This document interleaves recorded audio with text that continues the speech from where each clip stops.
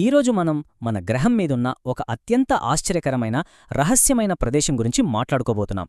ఊహించండి, ఆధునిక ప్రపంచంతో అసలు ఎలాంటి సంబంధమే లేని ఒక దీవి ఉంటే. అవును, ఈరోజు మనం మన విశ్లేషణలో అటువంటి ఒక అద్భుతమైన ప్రదేశం గురించి తెలుసుకోబోతున్నాం. ఒకసారి ఆలోచించండి, ఈ స్మార్ట్ఫోన్లు, శాటిలైట్లు క్షణాల్లో ప్రపంచాన్ని చుట్టేసే ఇంటర్నెట్టున్న ఈ కాలంలో అసలు బయటి ప్రపంచం అడుగుపెట్టని ప్రదేశం భూమిపై ఎక్కడైనా ఉందా? వినడానికే చాలా ఆశ్చర్యంగా ఉంది కదా. కాని నిజంగానే అలాంటి ఒక ప్లేస్ ఉంది. ఆ మిస్టరీ ప్లేస్ ఎక్కడో లేదు, మన భారతదేశంలోని అండమాన్ సముద్రంలోనే ఉంది. దాని పేరే నార్త్ సెంటినెల్ ఐలాండ్. ఒక చిన్న చుక్కలా కనిపించే ఈ దీవిలో ఎన్నో ఏళ్లుగా ఒక పెద్ద రహస్యం దాగి ఉంది. ఇంతకీ అక్కడ ఎవరుంటారంటే సెంటినెలీస్ అనే ఒక ప్రాచీన గిరిజన తెగ. వీళ్ళు ప్రపంచంలోనే అత్యంత ఒంటరిగా జీవించే మనుషులు. వాళ్లకంటూ ఒక ప్రత్యేకమైన ప్రపంచముంది. బయటివాళ్లను వాళ్ళు ఎప్పుడూ తమ భూమిపైకి రానివ్వలేదు. అసలు వాళ్లకి మన ప్రపంచం గురించి ఏమీ తెలియదు. మరి వాళ్ల జీవన విధానం ఎలా ఉంటుందో చూస్తే మనం ఖచ్చితంగా ఆశ్చర్యపోవాల్సిందే. ఒకవైపు మనం ఇలా టెక్నాలజీతో బతుకుతుంటే వాళ్ల లైఫ్ స్టైల్ మాత్రం దీనికి పూర్తి భిన్నంగా ఉంటుంది. ఒకవైపు మన ఆధునిక ప్రపంచం ఎలా ఉందో గమనించండి.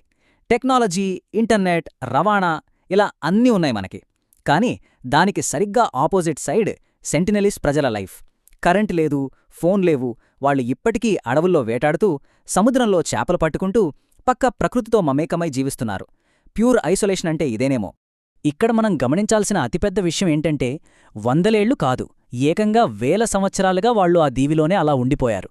ఇన్ని వేల ఏళ్లలో ప్రపంచం ఎంతో మారిపోయింది. కాని వాళ్లు మాత్రం ఎప్పటిలాగే ఏ మార్పు లేకుండా తమ ఉనికిని కాపాడుకుంటూ రావటం నిజంగా మైండ్ బ్లోయింగ్ కదా. అయితే ఇంతకీ ఆ దీవి దగ్గరకు మనం ఎందుకు వెళ్లలేం? ఆ ఐసోలేషన్ వెనుకున్న అసలు కారణమేంటి? దీనికి సమాధానం భారత ప్రభుత్వం విధించిన కఠినమైన నిషేధం. అక్కడికి వెళ్లకూడదని ప్రభుత్వం చట్టబద్ధంగా బ్యాన్ విధించింది. ఎందుకంటే దానికి 2 బలమైన కారణాలున్నాయి. ఫస్ట్ రీజన్ రోగనిరోధక శక్తి. మనకొచ్చే చిన్న జలుబు లేదా ఫీవర్ కూడా వాళ్ల ప్రాణాలకే ప్రమాదం తెచ్చిపెట్టచ్చు.